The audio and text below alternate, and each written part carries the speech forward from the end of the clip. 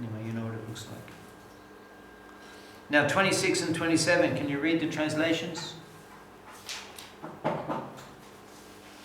The Lord's chest is the abode of the goddess of fortune.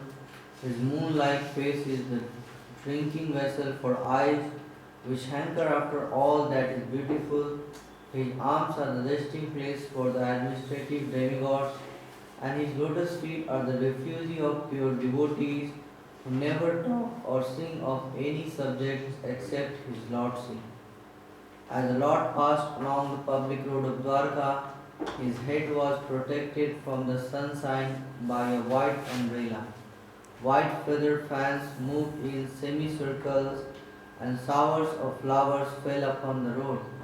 His yellow garments and garlands of flowers made it appear if a dark cloud were surrounded simultaneously by sun, moon, lightning, and rainbows. So here's the image being described in this verse. This painting is based on that verse. And in the purport, Prabhupada, he goes on to even further elaborate on the metaphorical. He says that the white umbrella is like the sun. The other chamors they're like moons in the sky. The showers of flowers are like stars. And the yellow garments is compared to the rainbow as Krishna enters Dwarka. Any question on the topics that we have discussed up to this point?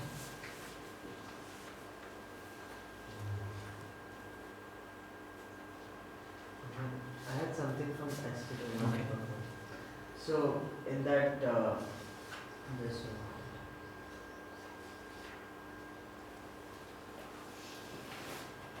Yeah, it was said for the queens of whom Krishna married, Bhaumashu, that they were without individuality and without purity. I can understand without purity because being with Bhaumashu. What is without individuality? Don't know. And another question? Yeah, I was thinking like, also Prabhupada mentions many times that living in our temples, even in cities, but under the association of devotees chanting and with deities in front, it is similar to staying in Dham.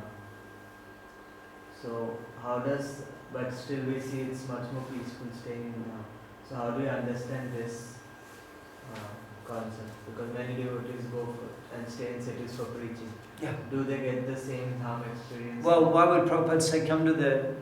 Prabhupada established Mayapur Vrindavan Festival. He had temples all over the world. Well, you have to come also. So temples are there for preaching, as you said. The temples are there for the embassy of the Dham. But yeah, come to the Dham. I mean, Prabhupada said for a preacher, full-time preacher, like temple devotee or a person full-time or full-time servant, should come to the Holy Dham once a year.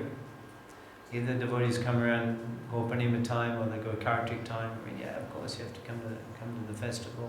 Enhanced association, prikramas, classes, advanced association, which you may not get in your original center. So you come. Like, I'm not able to visualize, like here as you explained and in the Bhagavatam also written the description of Dwarka, like so that much land I don't know ISKCON has here, because again so many devotees when they are coming, how we are going to accommodate them. Oh, we have a lot of land. I heard we had 700 acres. I don't know how much we lost over here in Gauranagar and Abhayanagar. I don't know why. I don't know, maybe there's a strategy to that. Maybe the entrance is going to be from this side. So all this is all ISKCON land. Well, as far as you can see around here belongs to ISKCON. All the way down there, Jalangi and everything, all belongs to ISKCON. Okay. Yes. We've seen that the ladies of Dwarka are behaving similarly to the people of Vraja, because for them one moment away from Krishna is like a long time. Yeah. And they are so eager to take away their beauty, to run to the balcony. So they have spontaneous affection. Yeah. And what kind of Because even the breast, they're feeling that they want to feed the Lord. So what kind of affection difference? Vatsalya Prem. Vatsalya Prem. Yes, yeah, because they look like Mother Yashoda. Yeah, it is. It's Vatsalya. There's a little difference. Mother Yasoda doesn't think that Krishna's God.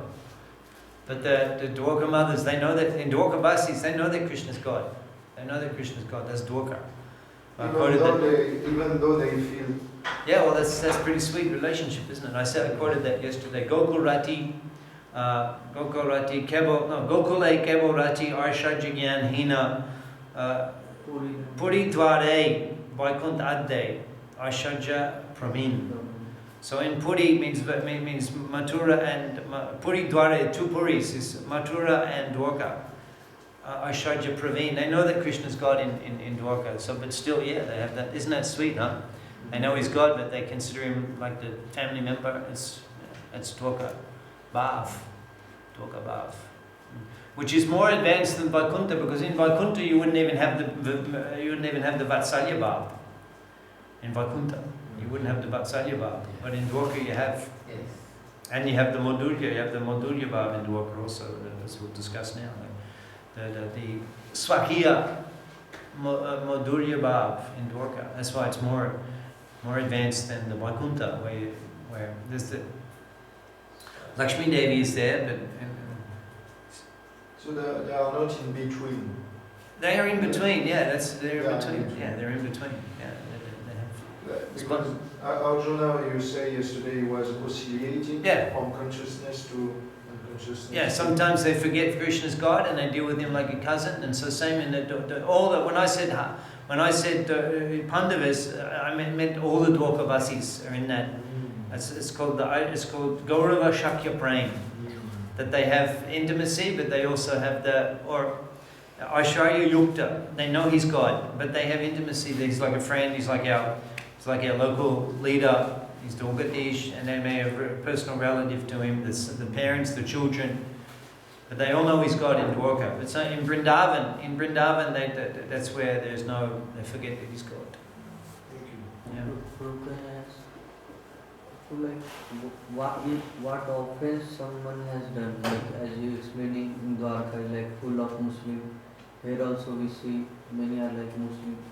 So like some offenses they did so that they are in the dham also, but practicing something else. I have no comment on that. It's just an observation. Okay, let's take a look now at the Dwarka Ranis, the queens of Dwarka. Expansion of internal potency is called Swarup Shakti. Swarup Shakti. Not like Jiva. Jiva Angsha Prakash. It's a Jiva. But the Swarup Shakti means internal. Ladini Shakti Prakash. All expansions of Sri Radhika. Sri Radhika is not a Jiva. She's internal Swarup Shakti Prakash. And similarly the queens in Dwarka. Prabhupada's quoting from the Gopal Tapani Upanishad, or Chaitanya Bhagavan Saraswati Thakur. Can you read? It is stated in the Gopal Tapani Upanishad that the queens of Krishna are also related to him as belonging to the category of his Swarup Shakti. Therefore, in their position as Swarup Shakti, they are necessarily of the same position as Lakshmi. And Vaibhav, it's one of your questions, Vaibhav. What's the meaning of that? Yes? It's the transcendental potency of the Lord. Yeah. You can study Sanatana Shikha, Chaitanya Mahaprabhu's teachings to Sanatana Goswami Prabhupada, 4 chapters, Sri Chaitanya Charitamrita Madhva Lila, chapter 20 to 24. All the different expansions describe the Prabhav Prakash, Vaibhav Prakash. The Vaibhav Prakash means that the form is the same. So Krishna as Dwarkadish, he expands, he goes into that 1,000, he goes into 16,000 palaces. It looks the same. That form looks the same. Dwarkadish, he looks the same in every palace. And then the Prabhav Prakash is different, the features have different expansions. Similarly, Krishna expanding in Rasa Leela, it is the same Nandadulal form expanded thousands of times. That's called Vaibhav Prakash. And Prabhav Prakash means that that he expands and there's some differences, like the Lord Narayan in the Vaikuntha planets. There's some different features in the forms according to the position of the four items. And so there's some difference. They're called Prabhav. Vaibhav means it's the same form. It expands. So here's an exercise for us now.